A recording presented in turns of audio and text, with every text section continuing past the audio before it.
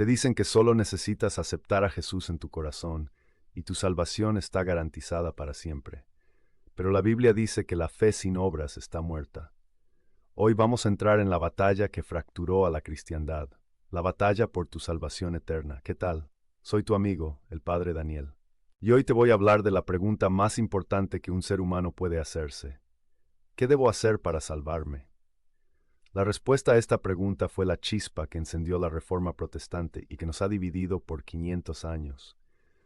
Hoy vamos a tomar la doctrina central del protestantismo, la sola fide o fe sola, y la vamos a poner bajo la luz implacable de la palabra de Dios. Antes de que desentrañemos esta verdad vital, te pido dos cosas.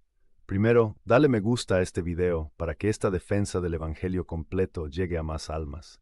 Y segundo, compártelo. Compártelo con ese amigo protestante sincero que vive con una falsa seguridad o con una ansiedad secreta. Ayúdame a llevarle la verdad que libera. Comencemos por el principio de la herida.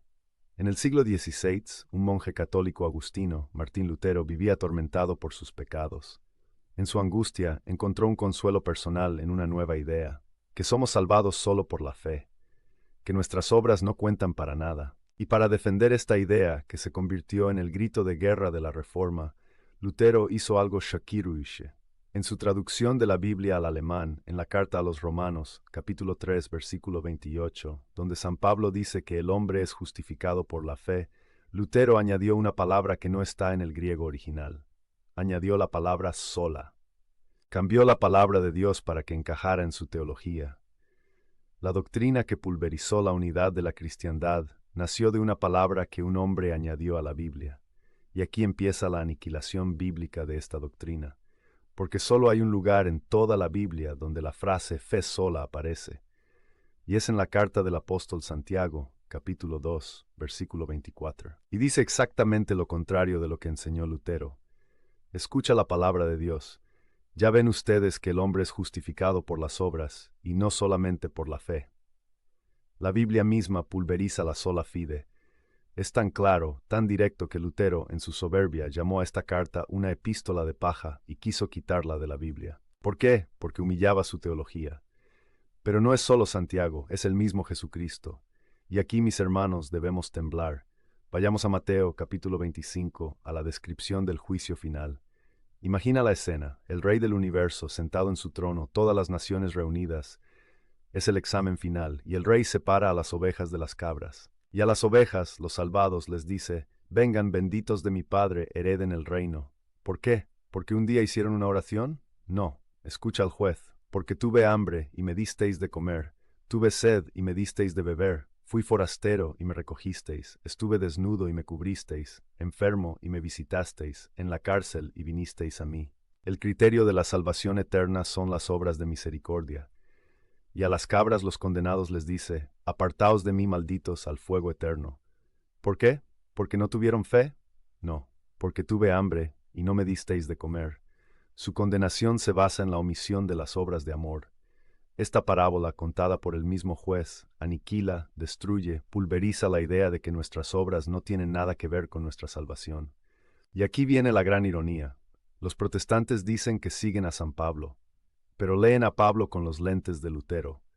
San Pablo, cuando habla en contra de las obras, está hablando de las obras de la ley de Moisés.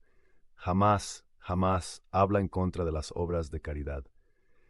De hecho, San Pablo enseña la misma fe que la Iglesia Católica. En Gálatas 5:6 dice que lo único que cuenta es la fe que obra por el amor. Esa es la definición católica. Y ahora vamos a la carta que ellos secuestraron. Vamos a Romanos, la misma carta que Lutero usó, y veamos lo que convenientemente ignoran. En el capítulo 2, San Pablo describe el juicio de Dios y dice, Él pagará a cada uno conforme a sus obras, vida eterna a los que perseverando en bien hacer buscan gloria y honra. San Pablo mismo dice que la vida eterna se alcanza perseverando en el bien hacer. Y esto nos lleva a la pregunta que los humilla. Si la sola fide es la verdadera fe apostólica y bíblica, ¿dónde estuvo durante los primeros 1500 años de la historia cristiana?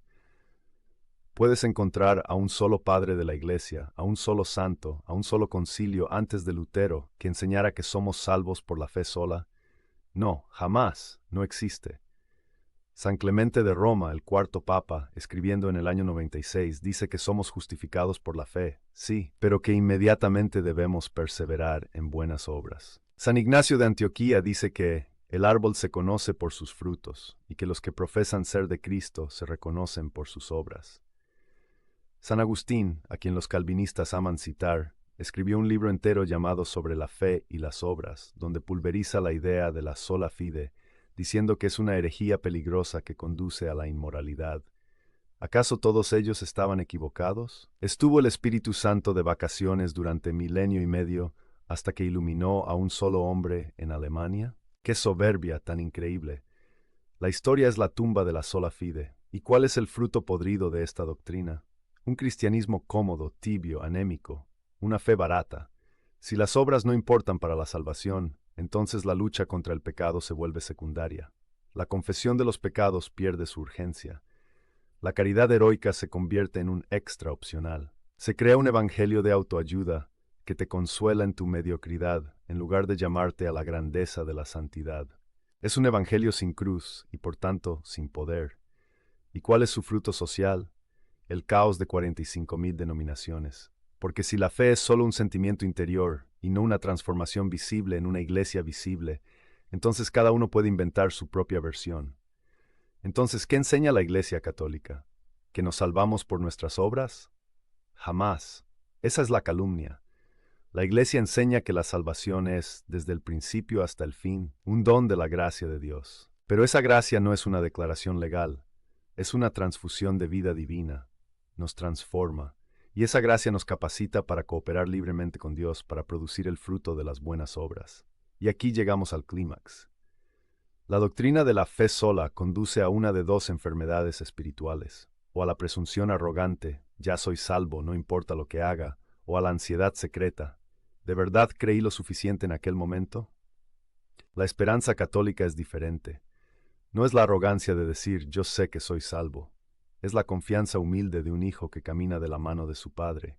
No sé si llegaré al cielo, pero sé que si lucho la buena batalla, si me aferro a los sacramentos, si amo a mi prójimo, su gracia jamás me faltará. En conclusión, la doctrina de la fe sola es una novedad del siglo XVI, basada en una palabra añadida a la Biblia, que contradice directamente a Jesús, a Santiago y a Pablo, y que fue desconocida por toda la cristiandad durante 1500 años. El Evangelio completo, el Evangelio católico, es más difícil, sí, pero es más hermoso, porque no solo nos salva, nos santifica, y este es mi llamado a los católicos, no se dejen intimidar. Su fe en la necesidad de las obras de amor no es otro evangelio, es el evangelio.